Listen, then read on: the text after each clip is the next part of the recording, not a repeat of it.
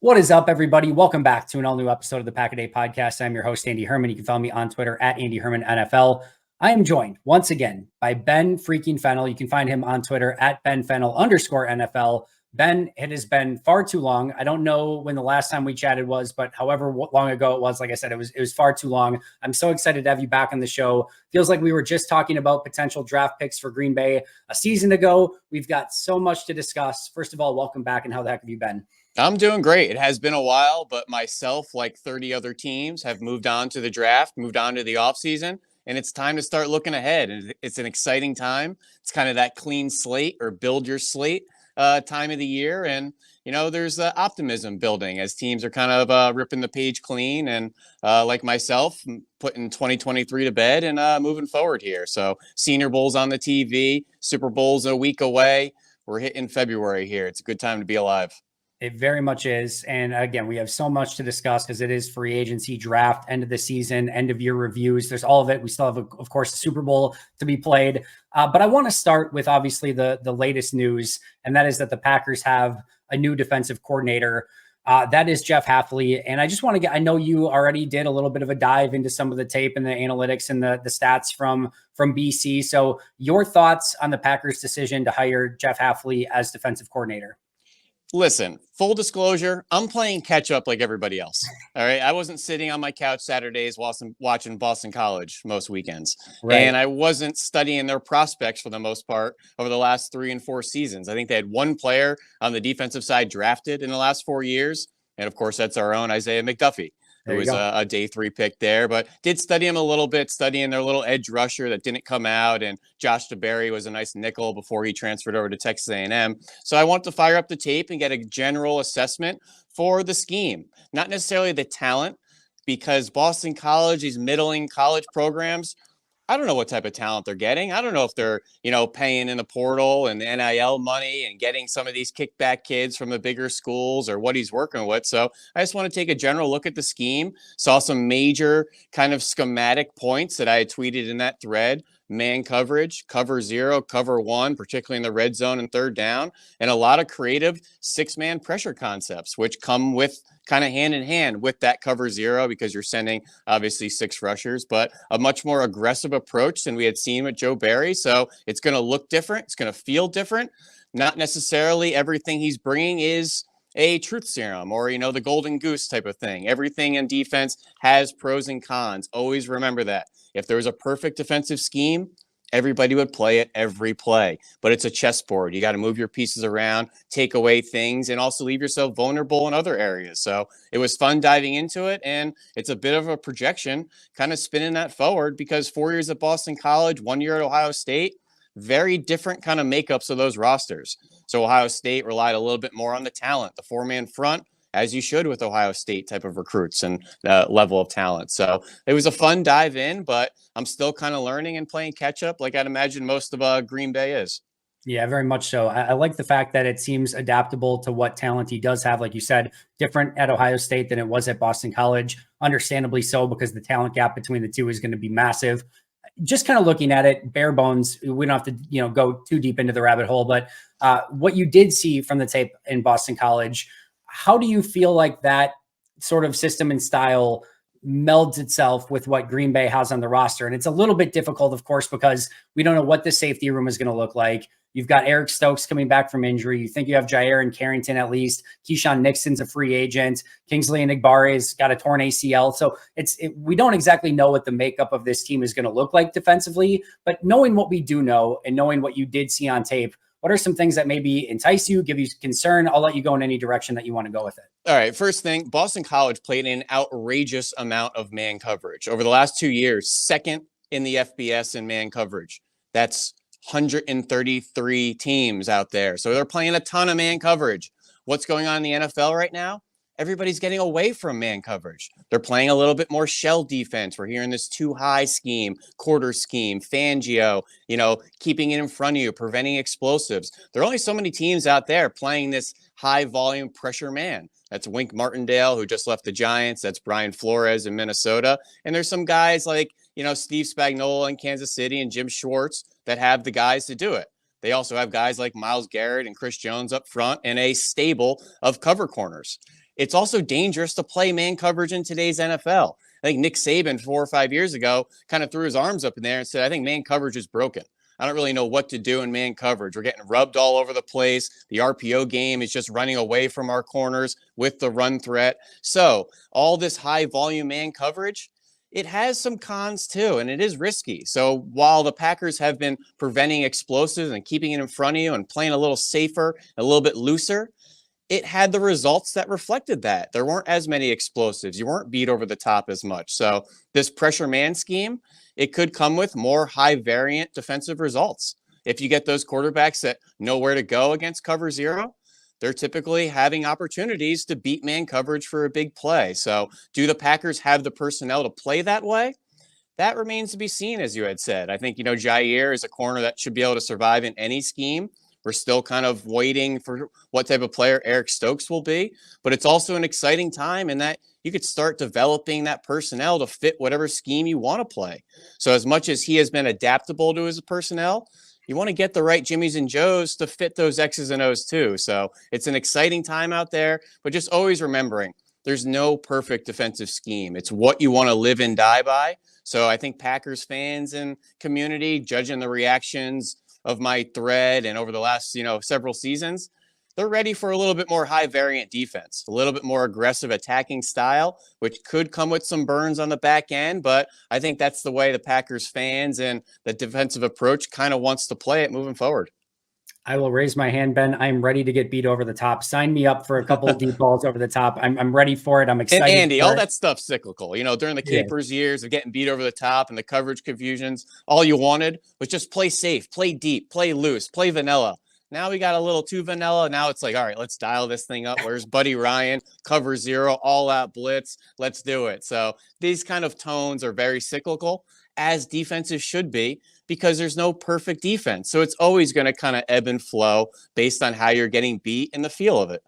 And that's why I think the adaptability is so important. I like the fact that he comes from different schemes and systems. I like the fact that we saw a little bit something different at Ohio State than we saw at Boston College. It feels like he has a pulse on what his team can be good at, and he adapts it to what they need to be. And Goody even said in his press conference on Thursday, basically that, because he was starting to get asked about like what type of scheme. And he's like, well, first of all, it's a 4-2-5 defense for everyone in the NFL anyway. Right. But he's like, secondly, he's like, what he's excited about is that he's going to be able to come into the building and evaluate the personnel on the team and then build his system off of that, which is 1,000,000% what you want to hear. So I'm excited to see how he puts it together. Just because he played a ton of single high man in college doesn't necessarily mean that that's going to be able to carry over to the NFL. As you mentioned, they can just play man beaters all day if you play too much man. So there's going to have to be that chessboard mentality, exactly like you said. And I do think he has a little bit of that in his bag, and we're just going to have to kind of see how it plays out.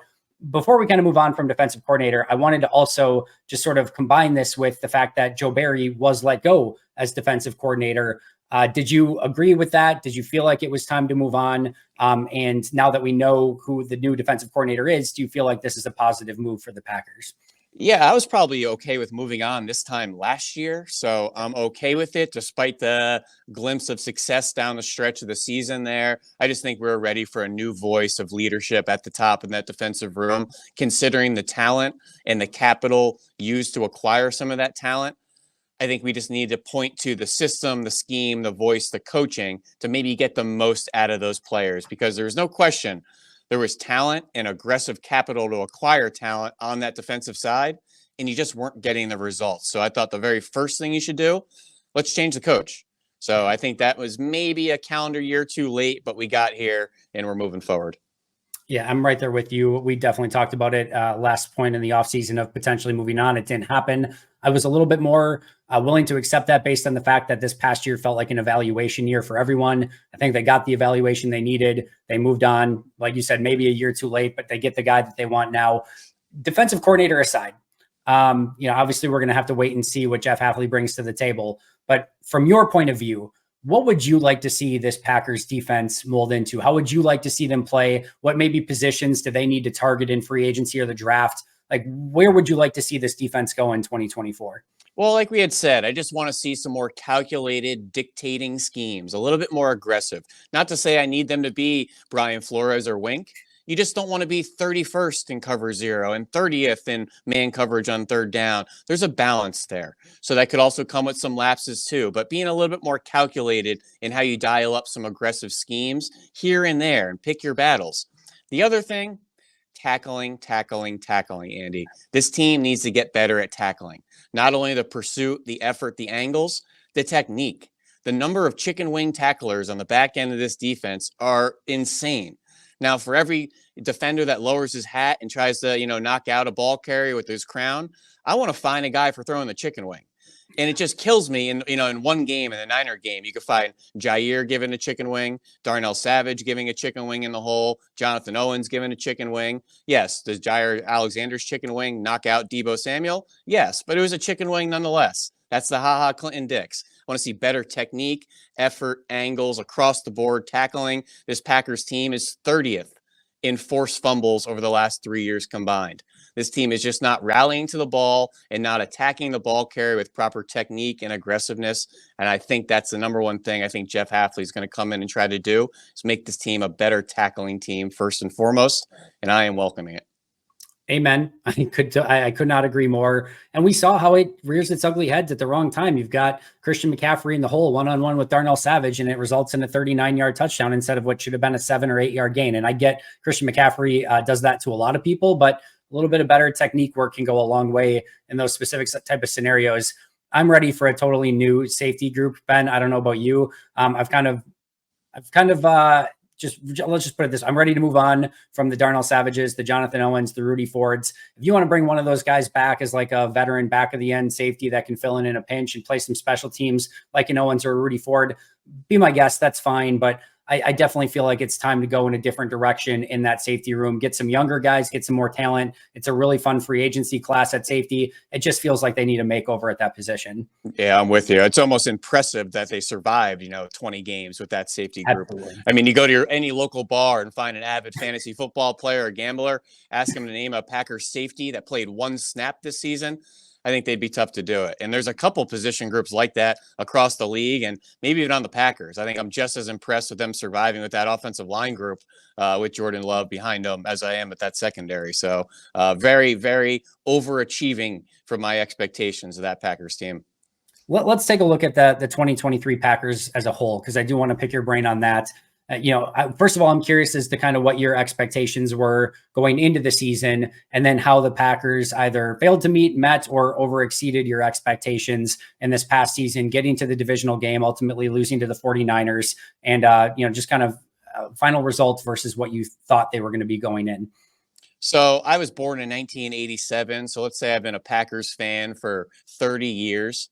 This is the first year I think I went in without expectations.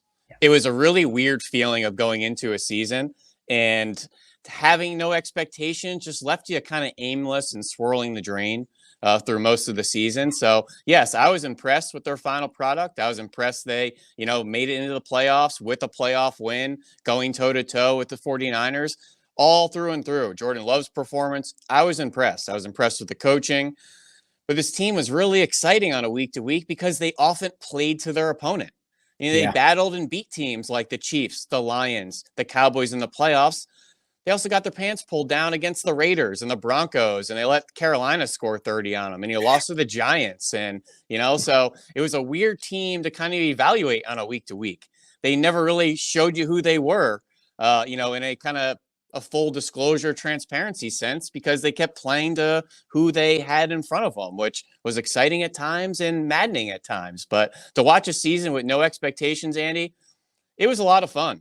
Yeah. And, I think that the pressure on Sundays was more of a let's see what they give us type of thing, as opposed to saying you got to win this game. And I think you sat there in week 17, 18, wild card, and started to look around and say, wait a minute, does this team have something here? Right. If you just get hot at the right time, like they did late this November, kind of a lapse there, early December, but then hot again late December. That's the formula. That's the recipe. And for a team that I went in with no expectations, it was fun to watch. So I think sitting here with the future ahead of this team, coming off of that season, I'm really excited for the future of the Packers. Yeah, I'm right there with you. And I owe you a ton of credit, because one of the things that we talked about, and you specifically said when we talked about right before the season started, was What you're going to see from this Packer team is a lot of high highs and some very low lows. You're going to see the peaks and the valleys. You're going to see the wide variance. You're going to see a young team with a lot of talent go up against some good teams and beat them. You're going to see them go against some bad teams and lose to them. I adopted that very same mentality after talking to you and watching them more and more. And that's exactly what they got this past season, was a team that saw some very high highs, some very low lows, everything in between. But you're hopeful that they can take those high highs and maybe bring those low lows up and make it a little bit less of that dip and just kind of continue to improve moving forward. That's what it seemed like it started to do, towards November, December. You just started to kind of baseline yourself a little bit. So that Richter scale wasn't going up and down, it was just kind of riding a little bit more steady, which I think is the trajectory you get with all these young players out there. And these young players are lottery tickets. Some are going to fall on their face, make it through after a couple games, maybe a year or two. Some start out hot, some never get it. So each one is its own trajectory, its own learning curve. You have guys coming from FCS and Tucker Kraft. You have guys coming from the group of 5 here and there, asked to contribute and play meaningful snaps in the NFL like that, all while learning an NFL playbook and trying to, learn with a young quarterback. It was really impressive. And, they were kind of drowning, I think, that first month or two. But to see the young guys kind of play faster and you can see the mental aspect really slow down for them. And then they were able to play faster and produce and be productive and exciting young players. And it was fun to watch that maturation if you're able to get through that first 2 months and you weren't, completely drunk by that point. In a weird way, I do feel like kind of the Bakhtiari, Aaron Jones, and Christian Watson injuries earlier in the season almost forced them to get better faster. And I think it almost helped guys like Musgrave and Kraft and Reed and Wicks and Rasheed Walker and those guys just get more playing time and just have to step up. And then all of a sudden at the end of the year, I know they didn't get Bakhtiari back, but all of a sudden Rasheed Walker was playing pretty darn well. You get, Watson back, you get Jones back, and it's all of a sudden like, oh my goodness, they have like weapons everywhere. And it was fun to watch. I do want to pick your brain on that draft class in just a moment, but I'd be remiss not to ask you about Jordan Love. I know you watched a lot of film on him through the course of the season. What was your overall evaluation of Love this past year? I thought he played incredible. It was very much a week to week, down to down, drive to drive, figure it out. Sometimes you look good within structure. Sometimes it was a backyard type of play and he had to figure it out. And you develop that trust, that rapport, the experience with his young supporting cast. That was clearly clunky, for the first month or two. Not only just executing, to make sure guys were in the right spot, getting lined up the right way, getting the checks, knowing their landmarks, knowing the conversions. Oh, yeah. And then we actually have to execute and complete the pass and catch the ball. So before any of the physical happens, the mental was just setting this team back so much in the first few months. And I think that tight end room really speaks to it. Tucker Kraft, Luke Musgrave. Tucker Kraft's a good player. He didn't know what he was doing the first month. He didn't know his assignments half the time. Once he got his assignment, he can execute it. Same thing with Musgrave, not knowing the right routes, the right depths, the right checks. These guys are talented young players. You got to know what to do. And I think Love was starting to grow and build that trust with these players through the season, as raw as it was right in front of our eyes. You can watch that growth and that maturation, and that went lockstep with Jordan Love's success. So I was really impressed. You got to see a lot of exciting young players show up for Jordan Love and Jaden Reed and Dontavian Wicks and Romeo Doubs, and to see the game slow down for these young players and show what they can do from Saturdays to Sundays. It's exciting. Each of these young players are lottery tickets. They have some value. Not all of them get these opportunities in the NFL. So it's really exciting to see that blank slate and some of these guys actually fill it in with some exciting high-level play. Oh, yeah.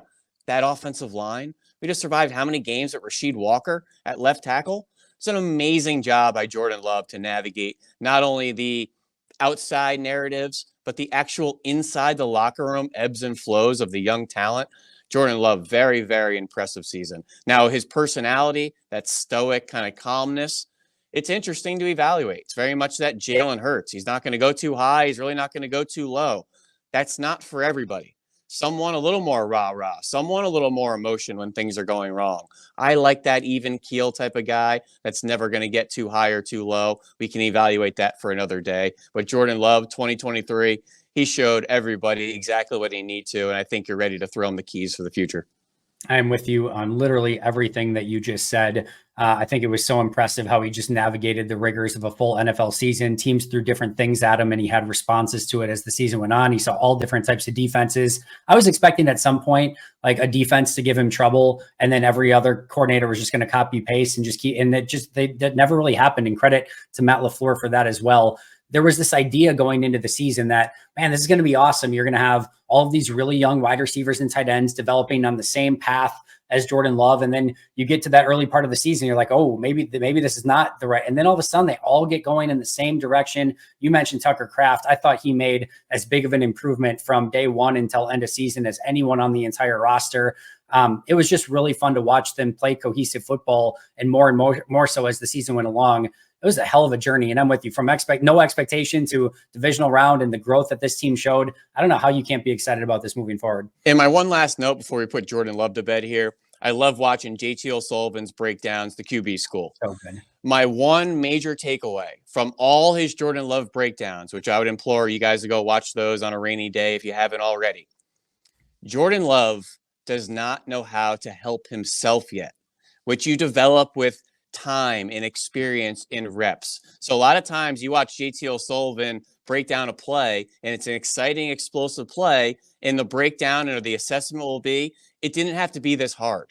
Yep. So I think that should really excite Packers fans, that he was this successful, this productive, making this many plays, and he really didn't know how to help himself yet like a veteran quarterback should or would. And that's going to come with time, and the game's going to slow down for Jordan as well. And he's going to start to develop those little tips and those little tricks on how to help yourself execute plays. And that should really excite the future of this team, because he made some plays that didn't have to be so hard.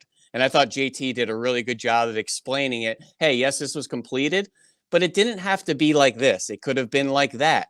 And I think he's going to start to refine his game, make things a little bit easier on himself, and find ways to help himself make big plays. First of all, JT O'Sullivan is incredible at his breakdowns, and his ability to be so smart, but so humble, and so being able to explain everything on its simplest terms so that everyone can understand. He just does phenomenal work. And a great Packers perspective kind of into things through his time in Green Bay. He's a great voice. It really, really is. For those of you who are listening on the audio channel, as Ben is explaining that, I am grinning ear to ear, because I came away with so much of the same stuff during the course of the season, where it's like, he's just scratching the surface of what he's capable of. And credit to Goody and Matt LaFleur, who said all along, he just needs reps. He needs to play. He needs this opportunity. And what struck me so much was his ability from the beginning of the year to even start taking some of the things that didn't work and like start erasing that from it, from his game, and then like just start improving. And it was almost like he was legitimately learning in real time, and like storing things in the data bank of like, oh yeah, I can do this. Oh, I can't do this anymore. And he very rarely made some of the mistakes twice. And I'm just so freaking thrilled that I think he's going to be able to even take it to another level moving forward. Let's go back and talk a little bit about that 2023 draft. I will give you another kudos. I know Jaden Reed was one of your guys going into draft weekend. That has clearly been a very big hit for Green Bay. What are your other takeaways? Obviously, a very impressive draft class overall. We talked Musgrave. We talked, Tucker Kraft. You've got Dontavian Wicks. Carrington Valentine plays a ton. Carl Brooks shows up. Colby Wooden is the rotational dude. We haven't even talked about their first-round pick, LVN, a little up and down. But your thoughts on this overall 2023 draft class? Yeah, it was an exciting haul, and it was great to see these guys get taken out of the package and get opportunities to see if those numbers hit on the lottery ticket. And I just don't think players get these opportunities. And I think when we're studying these draft prospects and kind of projecting and comparing careers and traits, luck and opportunity is such a factor in these guys' career. And you just think of all players before that had opportunities based on injuries in front of them and things happening, in their lives in the course of locker rooms. Not everybody gets these chances. So it's great to see guys like Dontavian Wicks get an opportunity and show up, which he had these traits at Virginia. You could beat press coverage. You can separate and catch the ball. Those are three pretty good traits when you're studying wide receiver prospects this class. Beat press coverage, separate, catch the ball. I don't need you to run 4.3. I don't need you to jump 40 inches. I don't need you to be 6'4". Beat press, separate, catch the ball. That's what Jaden Reed does really well. That's what Wicks does really well. And it's exciting to see guys like Carl Brooks get chances too, or Carrington Valentine, a guy from Kentucky that easily looks like a starting corner in the NFL, despite having a couple first-round corners in the locker room, in the defensive back room with him. So I think I just love seeing the makeup of these guys have opportunities and show up when they can and perform. And just remember, these opportunities don't come by every year or every week or, for everybody. So it's fun to see. We already touched on the tight ends and the mental stuff, kind of holding them back early, playing faster, more confident down the stretch. And Lucas Van Ness, remember, Packers fans, this was a future pick. This was a young kid, rather inexperienced, no starts at Iowa, and you didn't need him to be a 50 QB pressure guy. Behind Preston Smith, who I thought played really well this year, and Rashawn Gary, and some really nice presences like Enabare, and outside of some of the defensive tackles as well, stepping up like Clark and Devontae Wyatt. So I think Van Ness, his expectations weren't over the moon, so it was just get your feet wet. And I thought it was a kind of a out of the package season of just get some 10, 15, 20 snaps a game and get a feel for the NFL speed. And I thought he started to get a little bit more comfortable down the stretch. But as the down the stretch went, you got to see people like Trent Williams and Tyron Smith. And it's a learn on the job craft as well, rushing the passer. He'll be better for it. I think you will be. And all those guys got a tremendous opportunity and a ton of snaps, and they're going to be better for it moving forward. I'm going to give you just the floor. Any direction that you want to go with this, anything as you watch the Packers this year, a player that stood out in a good way, a player that stood out in a bad way, somebody that maybe didn't progress the way that you were hoping, somebody that took a major step that maybe people aren't talking about. Floor is yours, whatever direction you want to go with that. All right, 3 quick ones here. I'm getting a little bit repetitive here with my Zach Tom praise. I just mentioned it's impressive what Jordan Love did behind this offensive line. All you needed was one. You needed one offensive lineman you can trust. And I think that's Zach Tom, not Elton Jenkins, Zach Tom. Watch Zach Tom throughout the season. A lot of the long developing plays, often blocking the backside end one-on-one. He was the guy you can trust. If you don't have one you can trust, I don't think you can survive. But Zach Tom continually impressing me every week, every snap. He is an absolute stud. Getting a little sick of talking about him, so we're going to move on.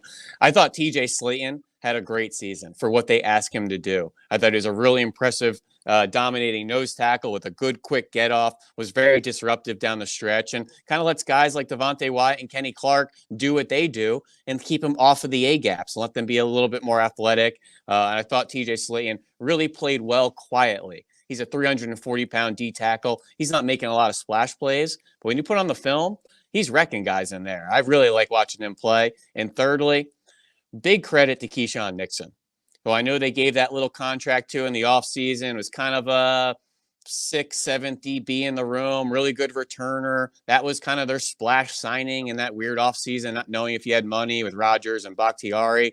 I was a little bit lukewarm on it. He played great this season, particularly down the stretch. I thought December into the playoffs, he played outstanding. And I just love the nickel makeup across the NFL, whether you have Keyshawn Nixon's of the world or Teron Johnson's out of Weber State, or, Arthur Millette was just playing for the Ravens. I think some of the nickels, Kenny Moore at the Colts, some of the nickels in the NFL have some crazy paths and stories to get to those spots. I think Keyshawn Nixon is absolutely an example, certainly from a big school in South Carolina and had played in the SEC a little bit, but he's a really good player. I was a little bit soured on him coming into this season. He really impressed me. So Keyshawn Nixon at that nickel spot there, I think that's his moving forward. I'm glad you brought up Keyshawn Nixon. And even as you're saying this, I'm kind of thinking back. At the end of the season, especially, you mentioned December and January. I thought he easily played his best football at the end of this year and really almost settled into the position a little bit more. And I maybe wasn't as high in him middle of the season, early in the season, but I absolutely agree with you towards the end of the season that he really sort of settled into it. And I thought he played much, much better. And I also have to sort of remind myself of how difficult a position that is to play in the slot. And you just have a variety of different wide receivers that can beat you in a variety of different ways. If you're an undersized guy, they can put a big physical guy in the slot. If you're a bigger guy, they can put a shiftier guy in the slot. They have two-way goes and so many different, that is a really, really difficult job. And to your point, I think Keyshawn deserves more credit probably than even I've given him, especially the way he played at the end of the season. Yeah, it's tough business in there. Not to mention all the coverage assignments. you're pretty much in run support too a lot of the times. Yep. And if you think you're going to go out there as a 185, 190-pound nickel out there, God forbid you're playing sub against 12 personnel, we're running right at your ass. I know what I'm doing as an offensive coordinator. So that's why these nickels turned into what we call big nickel, where you're playing three safeties instead of three corners, because that nickel started to be a liability. But remember, through the mid-2000s, we had to cover Wes Welkers out there. We had to cover Brandon Stokely's and the shifty slot guys. Well, those took shifty corners. What's the maturation of all that? We're going to run at that little corner, or the run at that nickel. Now he needs to get a little bit bigger. Now we get more dynamic in the slot. And it's a cycle that keeps moving and ebbs and flows. So as offenses want to get smaller, defenses get smaller, offenses get bigger again, defenses have to match. And I think that's kind of where we are heading into 2024. Keyshawn Nixon, an unrestricted free agent. That'll be a very interesting decision for. Oh, Green he is Bay. Unrestricted. Wow. Okay. Yeah. So he's an unrestricted free agent. Really kind of the only one. You've got John Runyon Jr. You've got Yash Nyman. Not a ton. There's not a ton on that list that you're obviously Savage, Rudy Ford, Jonathan Owens, but there's not a ton that you're like super concerned about. But Nixon, one of the bigger ones, certainly on that list, is a kick returner, special teams guy, nickel corner, did a little bit of everything, even played a snap at wide receiver. So that'll be a very interesting decision as to what they do with him. All right, last Packers question, and we kind of discussed a little bit of this already, so we can punt on it if you want. But any specific positions that you'd like to see Green Bay really attack, whether it be via the draft, via free agency, or just any moves that you'd like to see them specifically make? Well, I think we touched on the secondary. I think we need to remake the secondary, and particularly the safety room. I think we need to kind of get some new blood into that linebacker room as well. But in particular, got to figure out the offensive line. Left tackle, center, right guard, whether that's Rasheed Walker, Josh Myers, Sean Ryan coming back, or whether it's three completely new guys. Just need a little bit more stability there moving forward in your projection moving forward. I think they had a kind of a stable at right guard there. Really like what Rasheed Walker did, like what Josh Myers did, but just moving forward, I think those are some spots to address. And I know we had mentioned all these young players with lottery tickets, Andy. Add something where you know what you're going to get. Yeah. And that's just some veteran help. And I would love to see a veteran safety, particularly somebody that's a really good mind on the back end, that's going to hold the young players accountable with good technique, good practice habits, good study habits. We don't need a lottery ticket everywhere. So something where you kind of know what you're getting, and that could come with some veteran spending. So I hope the Packers maybe spend just a little bit on a veteran presence to kind of balance out some of this youth. Let me give you some safety names. I'm interested just your thoughts. Obviously, you have Antoine Winfield Jr., who's probably just going to get a massive contract. I don't expect that to be in Green Bay. You've got Xavier McKinney, who's a free agent. Cameron Curl from Washington. And before you go further, Andy, a reminder to fans, people aren't paying safeties anymore. Yep. And I know people said, oh, Jesse Bates contract. Atlanta was the only team giving them that much money. Look what Seattle did with Jamal Adams and Quandre Diggs. They paid them out the butt and did not get the results. Derwin James paid a lot, did not get the results. I think Minka right there is only the one that's kind of yielding the results, but people are a little bit coy on paying safeties right now. So you may be able to get one of these bigger names for more of a bargain price than people think. That's a really good point. Antoine Winfield, Xavier McKinney, Cameron Curl, Geno Stone, Julian Blackman, Jeremy Chin would be like your flyer guy who didn't play really well, but obviously was like a huge athletic tester a couple of years ago. Is Buda Baker locked up in Arizona? I think Buda Baker might be one as well. I focused more on guys who are like 25, 26, 27 years old. I'll tell you what, Geno Stone is a sneaky good player. He's kind of that 7th, 8th guy in the Baltimore defensive back room, but obviously you get thrusted in the lineup. He's a really good player at Iowa, smart, tough kid. Seemingly anytime he got on the field for the Ravens, in that Denard Wilson secondary, was making big plays. And certainly it's nice to have Kyle Hamilton and Roquan Smith and some guys next to you out there. But he could be a sneaky one to get a splash signing somewhere and get a starting opportunity. Green and gold and those Iowa guys seemingly have a good relationship. 7 picks this past season. He was a stud. He's definitely somebody that's been on my list as well. All right, lightning round. Quick thoughts on 49ers Chiefs. Listen, elite units, elite schemes. I don't care who wins. I don't care what happens. Just sit back and enjoy. Anytime you get Chris Jones, Fred Warner, and, Shark Ward, L'Jarius Sneed, and Trent Williams out there, McCaffrey, Mahomes, there's just so much talent. You just have to sit back and watch and enjoy. And these are really impressive offensive line units too. So whether you get guys like Trey Smith at right guard and Creed Humphrey for the Chiefs, or like we had mentioned, Trent Williams, even some guys like Aaron Banks that plays at guard, or Jake Brendel at center, don't get enough credit on that San Francisco O-line out there. But just like last year, the Eagles, Chiefs, who's going to make that big play on defense? And it might not be created by them. Remember that Jalen Hurts sack, fumble, return for a touchdown in the blink of an eye, and suddenly you lost by 7 points? Who's going to make that one kind of dummy, boneheaded move on the offensive side and give some easy points to the defense out there? But Chiefs, Niners, I wasn't ready for a rematch yet. I didn't want a Niners-Ravens Super Bowl. I didn't want Chiefs, Niners. I went into this playoff saying I would love for Lamar Jackson or Josh Allen to win a Super Bowl. I kind of thought they had that merit and they had that ability. I just wanted to see some new blood with a Lombardi trophy if it wasn't our Green Bay Packers. Yep. So sitting here with the Chiefs Niners, a Super Bowl 54 rematch, just sit back and enjoy. Shanahan, Andy Reid, two good teams. Yeah, I'm with you. I don't think it's the matchup that a lot of people wanted, but I think it's going to be a great game. And to your point, so much freaking talent on the field, and you just get some really fun matchups. It'll still be great football, and I love great football, so I'm going to enjoy the hell out of it. And last one, we will obviously have you on during draft time, probably multiple times, to talk about some prospects, but I'll just give you the floor for a couple people who are currently piquing your interest in NFL draft circles. Well, I'm loving a few of these guys on my screen right now at the Senior Bowl. Christian Haynes out of UConn, actually. UConn prospect. You don't get him every year. He's a really good zone blocking guard, really quick out of his stance. He's looked great. Some of these centers making names for themselves.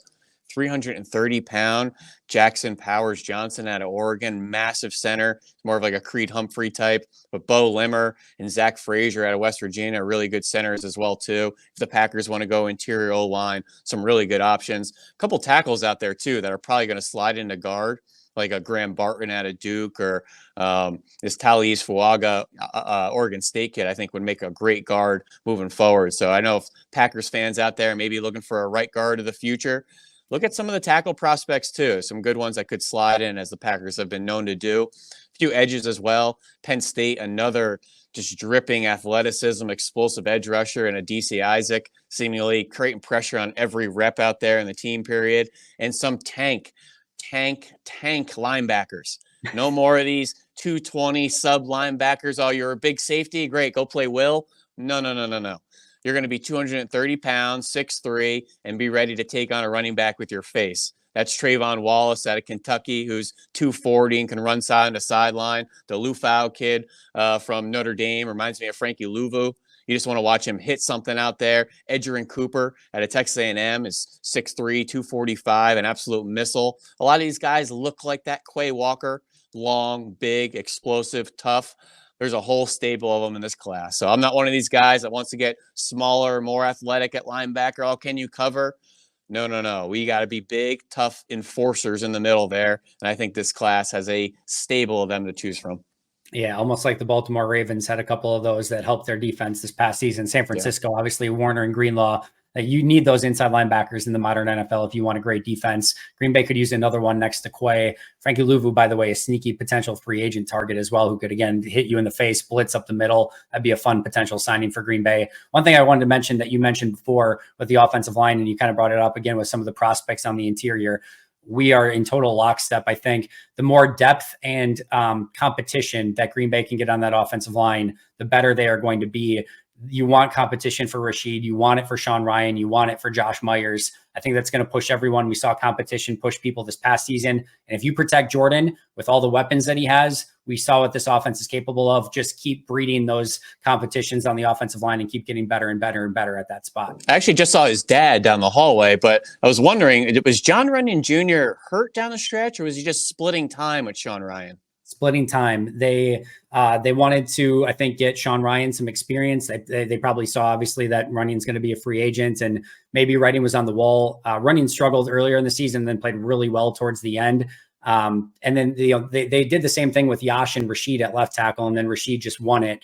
At right guard, it was a little bit more of an even split. I thought towards the end, Runyon was just better, and was surprised by the time they got to the playoffs that they didn't just make it Runyon's job. But I think they, again, probably knew that Ryan might need to be the guy next year and wanted to get him as many reps as possible.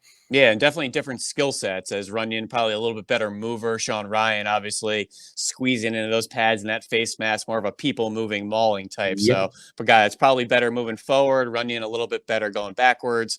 So we'll see if we can split the difference and find the best of both. Yeah, you nailed it. And it'll be interesting to see if they want to do some of that competition on the offensive line moving forward and some of those platoons moving forward, or if that was just a one-year thing. That will be something to keep an eye on as well. Ben, unbelievable stuff as always. Always love chatting with you. Tell all the people where we can find you on social media and what you're going to be doing during the offseason and draft season. Well, you can always catch me at Ben Fennell _NFL on the old Tweeter on X, talking about a lot of draft prospects, probably getting into some Oscar movies and conversations soon as well. Not quite golf time yet and gardening. That'll be in a few months. But right now, working on some Senior Bowl stuff and then quickly transition into our coverage of the Combine, which I'll be out there with Daniel Jeremiah, Rich Eisen, Charles Davis, all of our NFL Network coverage, and then quickly into draft season. And I will be hitting the links the day after the draft in Detroit in early May. So that's kind of my schedule here. Senior Bowl, Combine, draft. We are full force in the prospects and studying the draft, which this past season, I kind of took a back seat for the draft as I did Thursday Night Football and a CBS game on Sunday. So I was double dipping NFL. So I was a little bit removed from the draft. So it's really exciting to dive in and kind of go in with a clean slate and start developing opinions on these guys. And got to get ahead of the curve quick, because these draft narratives really start to heat up around this time. So be sure to check out my Twitter, where I have a lot of comparisons and talk prospects and all sorts of other nonsense out there. But thanks for having me on, Andy. I always appreciate chatting with you. Yeah, right back at you. Appreciate you as well. Make sure to go give him a follow at Ben Fennell _NFL. Also, Ben, just make sure right after that draft, right between those tee times, you leave a little bit of time for the Pack a Day podcast to break down all the players from the Packers draft, which we love having you on every single season. That is going to do it for us. Again, at Ben Fennell _NFL. You can find me at Andy Herman NFL. You can follow the podcast at Pack a Day Podcasts. But until next time, and as always, go Pack Go.